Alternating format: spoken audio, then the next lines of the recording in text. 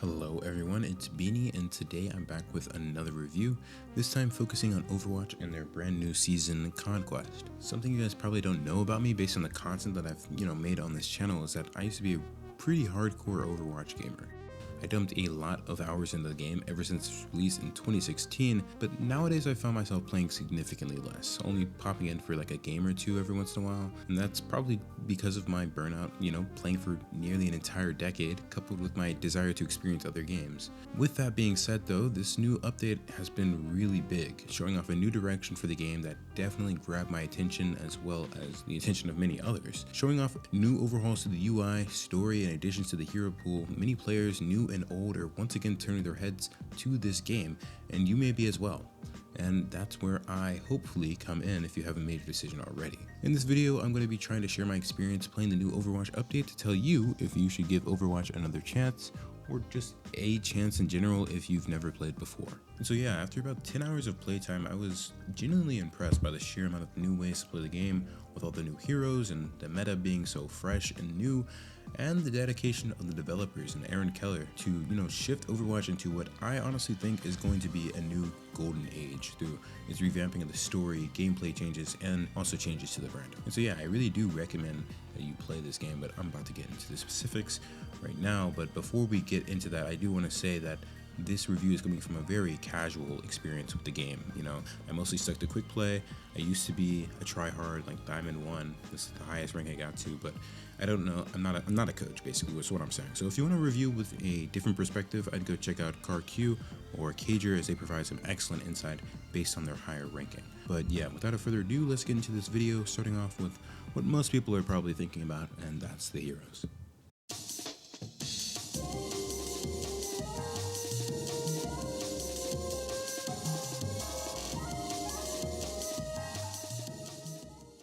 One thing that I wanted to just briefly mention before the actual discussion of the heroes is the fact that this update brings along sub-roles, which I think is a pretty good implementation into the game. And I just say that because it's the game acknowledging the complexity that the game already has. For years, the community has come up with these roles: flanker, off heal, main support, whatever, and we've had these kind of unofficial titles, but now the game is officially acknowledging those. Although not all of them are spot on to what the community has come up with, it's still good for them to give that acknowledgement as they add more and more heroes to the game and acknowledge that complexity, and also give different buffs for each role, which I think is pretty cool.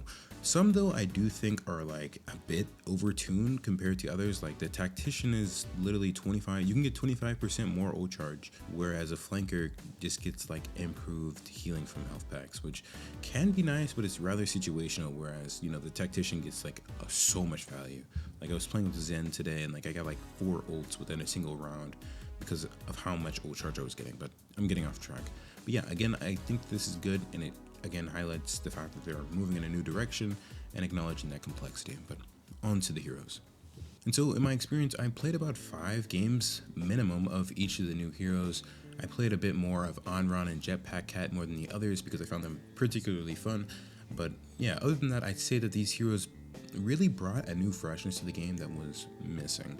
And I'm not going to say that Overwatch was bad before this update. It was honestly on the rise. I think Blizzard has been on the rise, but I'm going to get back to that in a bit. But the addition of these heroes has really revitalized the game in the sense that there's a lot of player interest because of how much new stuff there is. It honestly feels like the launch of Marvel Rivals. Obviously, there's not like a whole lot of heroes like the release of Marvel Rivals, but there's still a lot of new content for players to seek their teeth into, and the characters that have been introduced are unique enough to kind of shift how the meta is being played and how players are interacting with each other.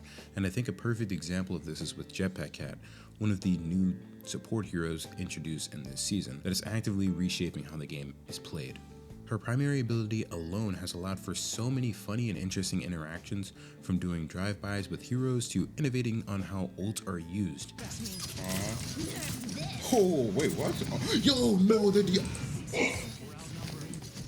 oh my gosh. This hero has essentially brought back dive as kind of the meta, and that's really just what I saw from the quick play games, because normally with Jetpack Cat, you're just going to want to carry a brawl or dive DPS and just send them right into the back line, especially at the beginning of the game when you're going to catch the enemy off guard. Is melee? What the fuck? I don't know. No, bro, the random is grappled. Riley, you're leading her on to her death. Come back. Oh my gosh. Alright.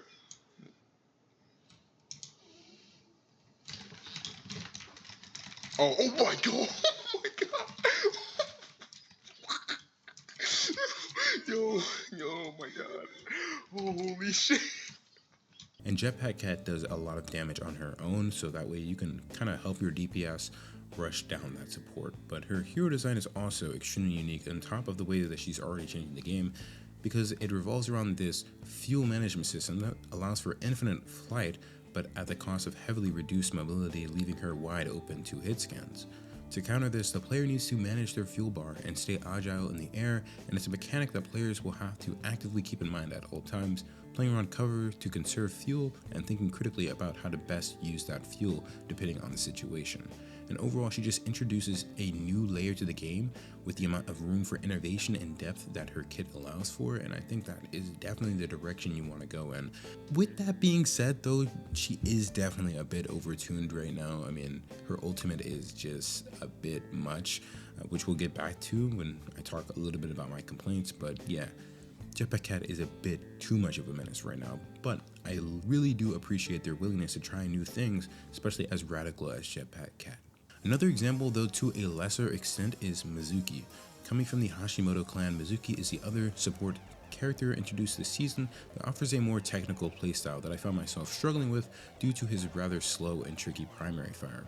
But tricky as it may be, this primary fire is essential to his playstyle as a hero, and it innovates on the AoE healing of Lucio by directly tying his AoE healing to his damage output.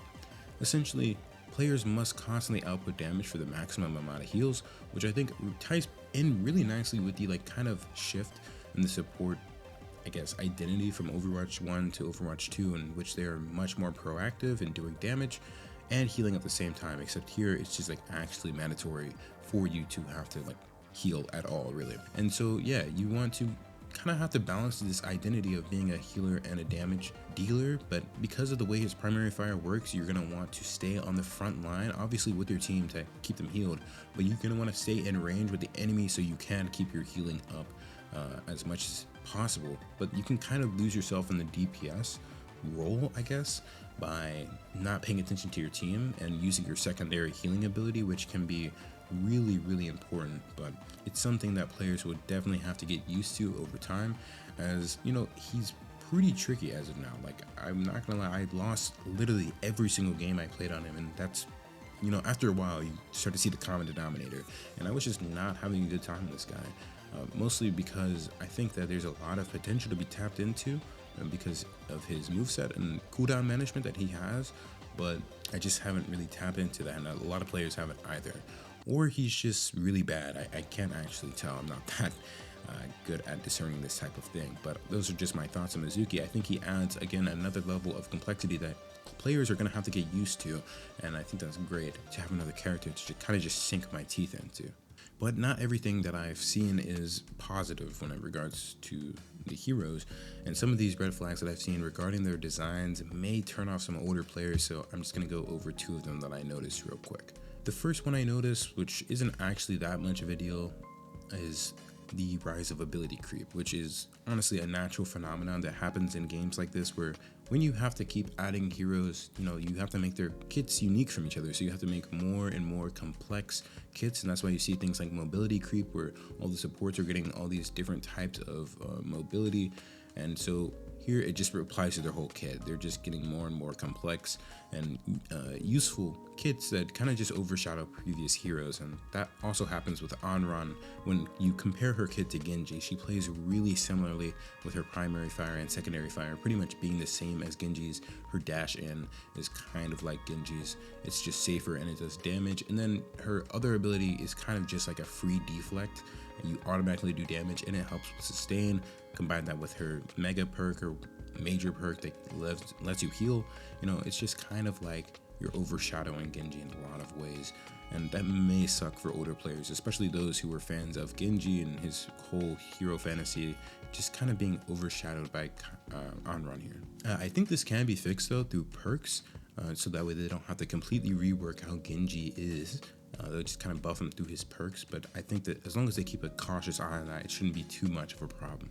The other thing that I think could be a much more difficult problem to deal with is the general rise in CC in the game, specifically with 3 of the characters, Mizuki, Jetpack Cat, and Domina.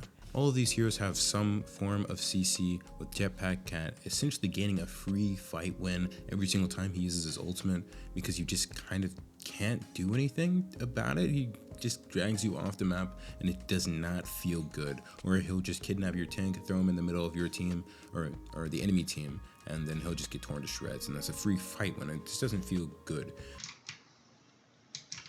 I need this ult so bad. I'm gonna copy it on run. Well, that'd be cool if you could like, yo, watch out. Oh. Yo, he got kidnapped. And yes, I understand that that example wasn't the best in terms of what I was trying to convey, but it's the only thing I had, and it was used for genuine counterplay there, but it can easily be abused, like you saw, to be just dragging anybody into your team and watching them get, just torn to shreds. Mizuki and Domina's CCs are way more lenient, but they still don't feel good, as Mizuki kind of just puts you in the ground and you can't go anywhere. Oh, poor guy. Huge CC. You already know. Eviscerated. And then Domina, it's like a free Doomfist punch, but without the skill required to hit it, and so it's just not very fun. It doesn't feel very good. And not that, I understand that after a while you kind of have to encroach back into this territory, so there's only so much you can do before you end up introducing some sort of CC, but it's just something I think that the game needs to keep an eye on, because if you were there for Overwatch 1, you know how bad it can be, and I hope it doesn't get back to that.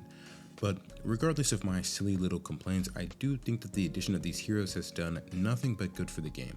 All of these heroes bring this fun chaos that, again, reminds me of the release of Marvel Rivals, or really just any hero shooter, when you just have all of these cool characters that you can get to learn. And I think that's what the game needs now more than anything. And it shows that this team that's working on the game right now is willing to try out new features, even if not all of them land first try. They're swinging big, and I'm really curious to see how they're going to handle the balance in the future, because some of these characters, are a bit broken right now, but it's the good broken that, again, I think the game needs. And I think anybody who's looking at the game should give all this stuff a try, because it's really fun messing around and seeing how all of these new heroes interact with each other and the older characters. But yeah.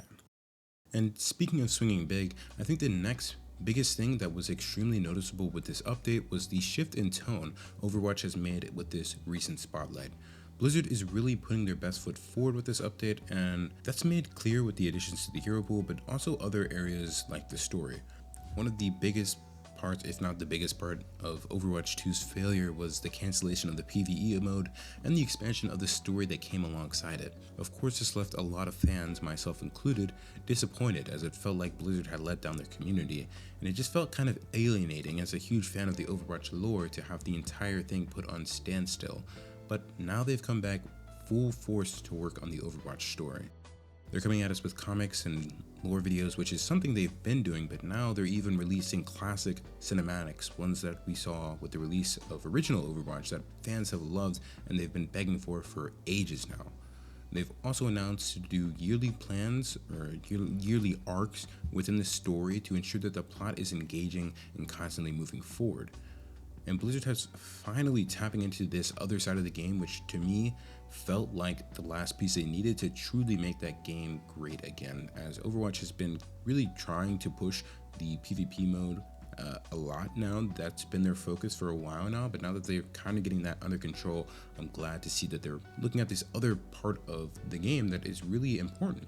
Overwatch has always had a very unique story with all these characters from all over the world and their different experiences bringing this game to life. Granted, I am quite biased as I've seen this story over the last 10 years, I was like 7 or 8, I don't know when this game came out, and so I've been growing up with this game for a very long time, but I'm sure there are many people out there that are extremely passionate about the story and excited to see it be revitalized and give it the attention that it deserves. Though I am curious to see what direction they go into and how much of it aligns with the original view of the story. My only fear is that it kind of turns into another Fortnite, where it starts out with a pretty interesting and engaging plot, but it's dragged for the live service aspect. It's just dragged through the mud so long that all meaning and stuff is just lost, and you can just tell they're just throwing shit in there just to make it last longer. But I do think that, you know, here at Blizzard, I think that they are pretty passionate about the story and they won't do anything like that, but I could eat my words. I really don't know. But I think their focus on these major aspects of the game, such as the story, really shows again that they're pushing forward with player interests in mind, giving you even more reason to invest in the game's future if you haven't been doing so already. But this general shift also trickles down to more minor things, which may not seem as important as the heroes or like story, but I think also play a large role in the overall direction that the game is going in. Something like an overhaul to the menu UI, which probably doesn't seem important to anybody, really makes it feel like they're trying to shut off their former identity and move towards a new one. I open the game now and everything feels new, like we just lost a part of Overwatch that used to be for what is here now. Even something like dropping the 2 in the title of the name shows that the company is moving on, releasing that one thing that players had on them to, march towards this brighter future of the game. And that kind of takes a lot. Sure, players are going to make fun of Blizzard for it, but it's something that they've realized that they needed to do, and that kind of does take courage. It's a statement. It's living proof that they're trying to change for the better, and I can appreciate that. And like I said, these changes may not seem significant, but I think that by focusing on branding and how they appear to players, all of these small pieces add up to passively tell players how to feel about the game moving forward, and I and many other players are feeling very confident in the future of Overwatch, although I'm probably going to have to put it down in the future so I can get back to playing other games.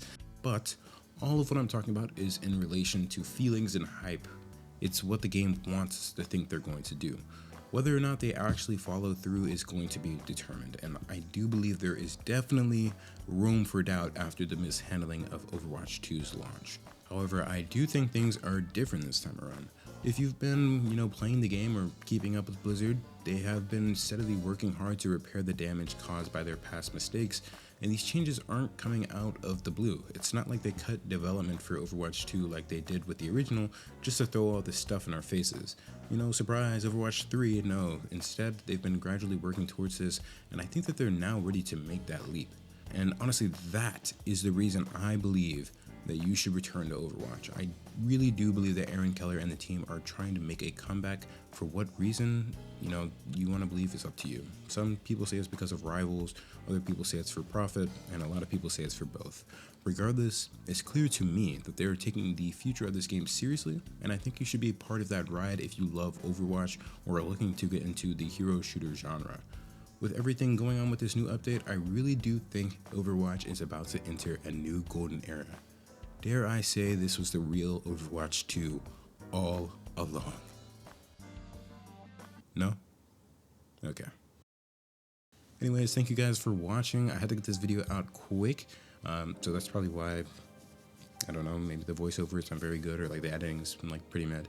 But yeah, I had a fun time playing this new update, and yeah, let me know if you have any thoughts or, help constructive criticism in the comments. This is probably the fastest I've ever made a video, and I'm pretty proud that I got it out this fast because I had to lock in. It's not easy doing this stuff with school, and I have tremendous respect to people in college, taking all their classes seriously and also like pumping out content. I think that's very respectable because, it just put it into perspective. But yeah, I don't know when I'm gonna do another video, but I don't know. I don't know what I'm saying. All right, peace.